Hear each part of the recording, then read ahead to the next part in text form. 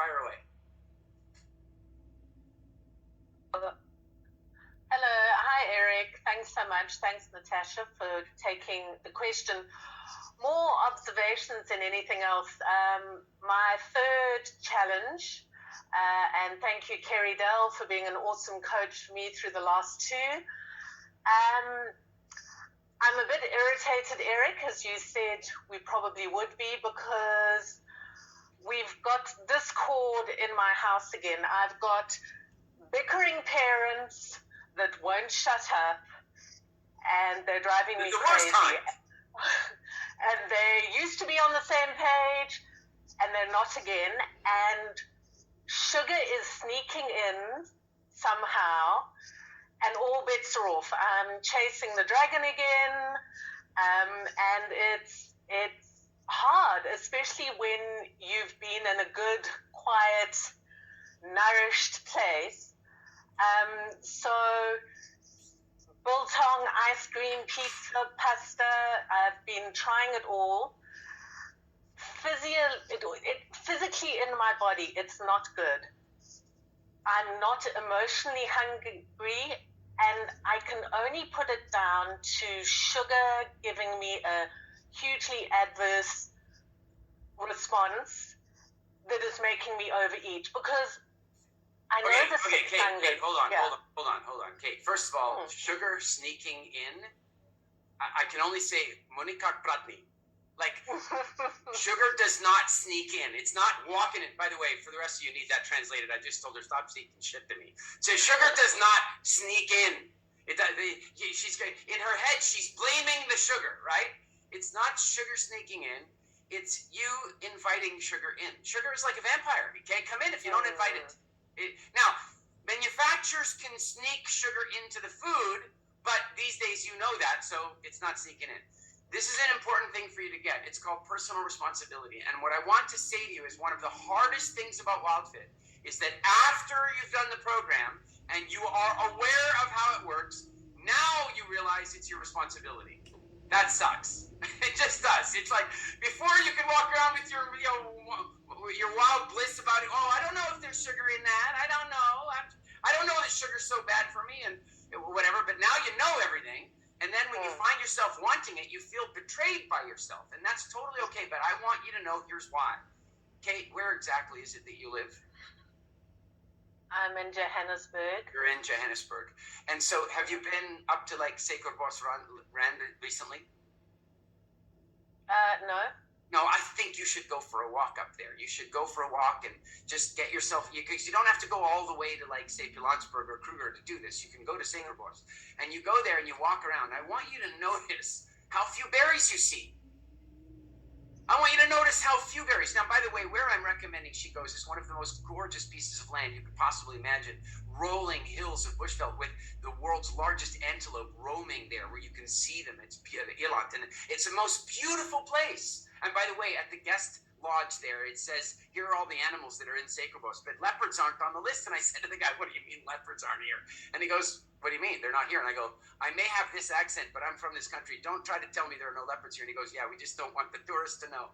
So what I'm trying to tell you is it's a pretty natural environment. And I want you to walk around there, and I want you to notice there's no berries.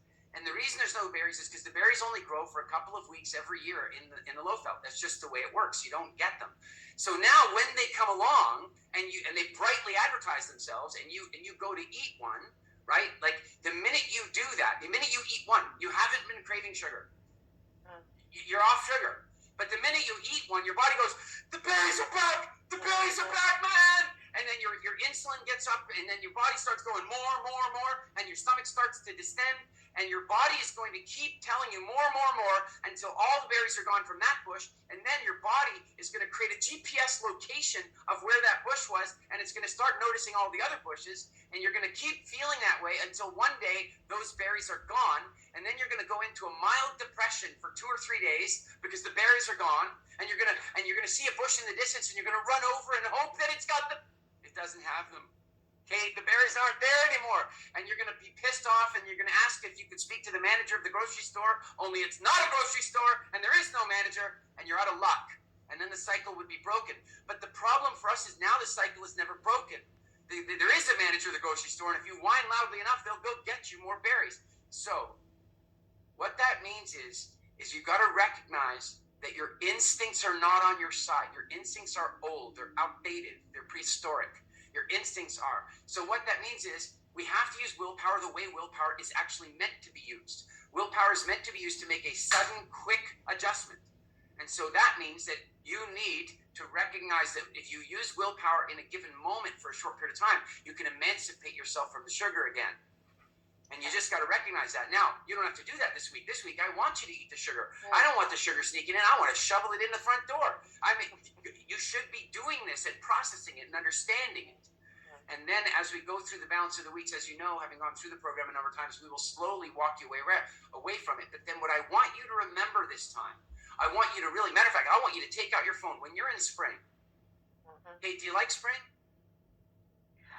I feel controlled in spring. And it's a control thing for me. So yes, I like spring because I can control it. Right. So the next time you're in spring, you're going to take out the old phone and you're going to go, Kate, listen to me. Spring feels fantastic. Now we're not going to live like this all the time. And so we are going to go into summer next week, but we're only going to do it for a week and then we're going to go back into spring again. Just remember this. And then you're going to send that video to yourself. And the reason you're going to do that is that once you start eating the berries, you cannot not eat them in nature. There's no skill for that. Can you imagine you and me 200,000 years ago, we stumble upon the bushes, you start eating them and you go, Eric, would you like a berry? No, I'm on a diet. Can you imagine? No, because then I would die in the next winter. So when you go through spring this time, I want you to really anchor in how that feels and remember it. And then I want you to remember something really important. Your body is going to tell you that if you do not eat these berries, you're going to die. And by the way, in your case, the berries might be something else. They might be whatever favorite vehicle you have for sugar. And so your body is going to say, well, Kate, if you don't eat these things, you might die in the wintertime. And then that's where you have to bring your modern consciousness to the conversation and say, I'm not going to die. I might be sad for 2 or 3 days, but then I will be free. Are you with me? Yes. Thank you. Natasha, I said I was going to give that one to you, didn't I? I'm bad. I'm really bad. You know the Michael Jackson song? I'm going to go listen to it while you answer this question from Sherry.